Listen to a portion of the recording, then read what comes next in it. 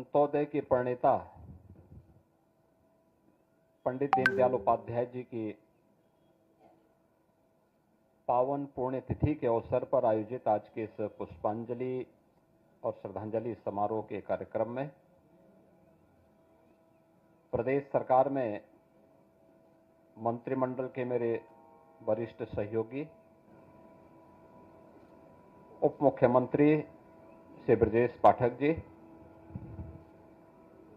प्रदेश सरकार के जल शक्ति मंत्री और पूर्व प्रदेश अध्यक्ष श्री स्वतंत्र देव सिंह जी, लखनऊ की महापौर श्रीमती सुषमा खड़कवाल जी, महानगर अध्यक्ष आनंद द्विवेदी जी, विधान परिषद के सदस्य और पूर्व महानगर अध्यक्ष मुकेश शर्मा जी, मोहसिन रजा जी, रामचंद्र प्रधान जी, लालजी प्रसाद निर्मल जी, माननीय विधायक श्री अमरीश कुमार जी, आज के इस कार्यक्रम में उपस्थित भारतीय जनता पार्टी के सभी पदाधिकारीगण और उपस्थित बहनों और भाइयों, आज भारत माता के महान सपूत एकात्म मानववाद के प्रणेता पंडित दीनदयाल उपाध्याय जी की पावन पुण्यतिथि है। पूरा देश उनका स्मरण कर रहा है। जो विचार दर्शन देश की आजादी के उपरांत स्वतंत्र भारत को पंडित दीनदयाल उपाध्याय जी ने दिया, वह नए भारत की आधारशिला बनी है। पंडित दीनदयाल उपाध्याय जी का जो कहना था वह कि देश की प्रगति का मापक ऊंचे पायदान पर खड़े व्यक्ति से नहीं बल्कि सबसे निचले पायदान पर जो व्यक्ति पड़ा है उसके चेहरे की खुशहाली से की जानी चाहिए। उनकी सोच अंत्योदय की सोच थी। अंतिम पायदान पर खड़े हुए व्यक्ति के बारे में हमारी सोच क्या है, उस सोच को प्रदर्शित करने के लिए ही उन्होंने देश के स्वतंत्र भारत में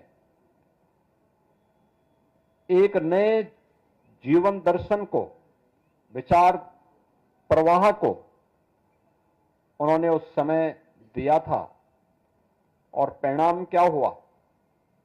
भले ही उस समय की सरकारों ने उसकी उपेक्षा की हो, लेकिन आज आप देख रहे होंगे कि उस समय की वे सरकारें गरीबी हटाओ के बड़े बड़े नारे देती थी, लेकिन गरीबी तो नहीं हट पाई। देश में गरीबों की संख्या बढ़ती गई। आज आप देख रहे होंगे पिछले 11 वर्ष के अंदर प्रधानमंत्री मोदी जी के नेतृत्व में मोदी जी ने 2014 में जो बातें देश के नागरिकों से कही, उनसे जब पूछा गया कि वास्तव में भारत के विकास का रोड मैप आपके पास क्या है, उन्होंने एक शब्द में उसको कहा था, एक वाक्य में कहा था कि सबका साथ और सबका विकास का। इस सबका साथ जिसमें जाति, मत, मजहब, क्षेत्र, भाषा के आधार पर किसी के साथ भेदभाव नहीं है। देश के अंदर अमीरी और गरीबी की रेखा को समाप्त करते हुए सबको हम एक साथ लेकर के चलेंगे, इस भाव को लेकर के उन्होंने एक नारा दिया। और ये सबका साथ और सबके विकास का भाव ही अंत्योदय का भाव है। अक्सर होता है, इससे पहले आजाद भारत में जो नीतियां बनी,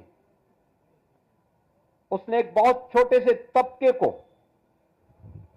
समृद्धि की एक नई ऊंचाई पहुंचाने में मदद भले की हो, लेकिन एक विराट विशाल तबका ऐसा था जो अभावों से जूझ रहा था, बुनियादी सुविधाओं से जूझ रहा था। आवश्यक जन सुविधाओं के अभाव में भटक रहा था। इसके लिए पंडित दीनदयाल उपाध्याय जी ने अनेक उदाहरण दिए। उन्होंने आदि शंकर का भी एक उल्लेख किया कि एक बार आदि शंकर एक घर में भिक्षाटन करने के लिए जाते हैं। वे जैसे ही भिक्षाटन के लिए आवाज लगाते हैं तो उन्होंने देखा कि शंकर की तब तक बहुत ख्याति हो चुकी थी। घर की महिला और घर का पुरुष नाम सुनकर के बहुत सारी भीख देने के नाम पर बहुत सारा द्रव्य और अन्य सामग्री उन्हें देने के लिए आया। सामने दाता खड़ा है, लेने वाला सामने शंकर के रूप में खड़ा है, लेकिन इसी दौरान उस घर के बगल में एक व्यक्ति की करा उनके कानों में सुनाई देती है, जो भूख से तड़प रहा है, करा रहा है। तो जैसे ही घर की मालकिन भिक्षा देने के लिए आगे बढ़ी, उन्होंने आदि शंकर से इस बात का अनुरोध किया कि आप हमें कृतार्थ करें इसे लेकर के। आदि शंकर ने अपनी झोली पीछे कर दी। उन्होंने कहा, नहीं, मैं ऐसे घर की भिक्षा नहीं ले सकता जिनके मन में इतनी संवेदना न हो कि घर का बगल का व्यक्ति भूख से तड़प रहा है और हम केवल पाखंड करने के लिए, प्रोपेगेंडा करने के लिए मुझ जैसे ख्याति प्राप्त व्यक्ति को भिक्षा देने का एक ढोंग कर रहा हो, और मैं आपकी भिक्षा इसलिए नहीं ग्रहण कर सकता क्योंकि इससे मुझे पाप ज्यादा लगेगा, इससे आपको पुण्य नहीं लगने वाला है। ये बातें हमारे दैनिक जीवन में भी उतनी महत्वपूर्ण है। आप अक्सर देखते होंगे प्रधानमंत्री मोदी जी ने जब कहा था सबका साथ और सबके विकास का, तो समाज को एक साथ लेकर के चलने की एक नई प्रेरणा इसके अंदर है। पंडित दीनदयाल उपाध्याय जी ने इन्हीं बातों को अंत्योदय की बात कहकर के एक नई प्रेरणा प्रदान की थी, एक नया विचार दर्शन दिया था। हम अपने दैनिक जीवन में भी इस बात को देखते होंगे, पारिवारिक जीवन में भी आप देखते होंगे, सार्वजनिक जीवन में भी देखते होंगे। आप सब पास पास तो हैं, लेकिन साथ साथ नहीं है। और जब भी व्यक्ति पास पास तो होता तो एकांकीपन महसूस करता है, डिप्रेशन का शिकार होता है। व्यक्ति का व्यक्तिगत डिप्रेशन हो या समाज का डिप्रेशन, यह अपने आप में एक बीमारी है। इस बीमारी से उबरने का एक ही मंत्र है, और जिसे मोदी जी ने बहुत स्पष्ट शब्दों में कहा था, सबका साथ और सबका विकास का। ये सबका साथ सबका विकास पंडित दीनदयाल उपाध्याय जी का मंत्र है, और आज उस मंत्र का ही कमाल है कि देश के अंदर 4 करोड़ गरीबों के मकान बन गए। ये मकान पहले और दूसरे पंचवर्षीय योजना के अंतर्गत बन जाने चाहिए थे। मोदी जी ने मात्र 2 पंचवर्षीय योजना में 4 करोड़ लोगों के मकान बना दिए, 3 करोड़ नए लोगों के लिए मकान स्वीकृत कर लिए। 12 करोड़ गरीबों के घर में शौचालय बन गए। 10 करोड़ गरीबों को रसोई गैस के कनेक्शन मिल गए।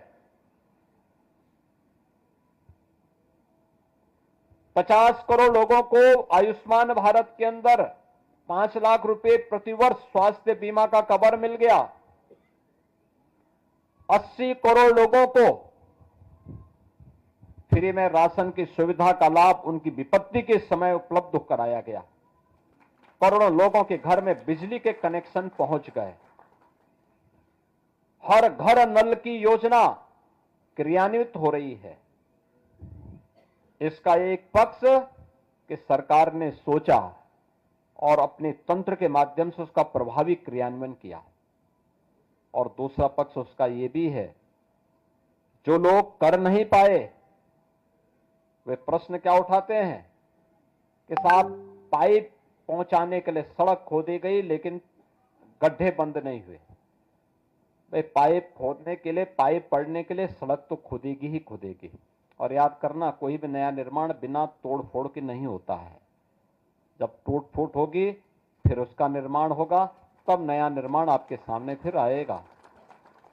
और वही नकारात्मकता जो आप देख रहे होंगे, जो लोग कर नहीं पाए, आज वे महाकुंभ के बारे में वही दुष्प्रचार करते हैं। कहते हैं साहब वीआईपी दर्शन हो रहे हैं। वीआईपी दर्शन क्या हो रहे हैं? कुंभ में तो हर व्यक्ति आएगा, वहां तो किसी के साथ कोई भेदभाव नहीं है। न जाति का भेद है, न पंथ का भेद है, न क्षेत्र का भेद है, न भाषा का भेद है। पूरा देश आ रहा है और 29 दिन में 45 करोड़ श्रद्धालु अब तक वहां स्नान कर चुका है। आप मुझे बताओ, भारत और चीन के बाद किसी देश के पास 45 करोड़ की आबादी निवास करती है क्या? और एक अस्थायी शहर में 45 करोड़ श्रद्धालु आकर के डुबकी लगा करके चला जाए तो इससे बड़ी बात और क्या हो सकती है। लेकिन जिनको नकारात्मकता फैलानी है, और नकारात्मकता फैलाने वाले कौन लोग हैं? ये नकारात्मकता फैलाने वाले वही लोग हैं जिन्होंने जीवन भर बीबीआईपी ट्रीटमेंट लिया है, सरकार की बीबीआईपी सुविधाओं का उपभोग किया है।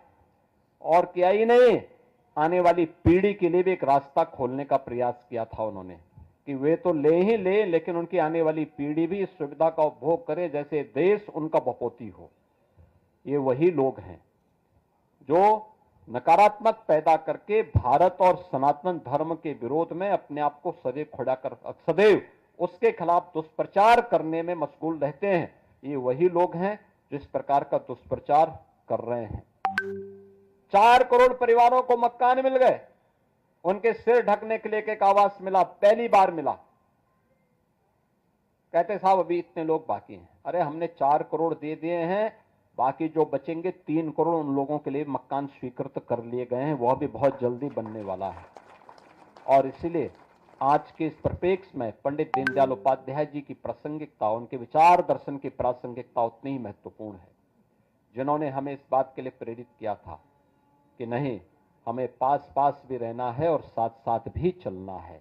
और ये पास पास और साथ साथ चलने की जो प्रवृत्ति है, यही वास्तव में अंत्योदय की एक नई प्रवृत्ति है, उसकी परिणति है।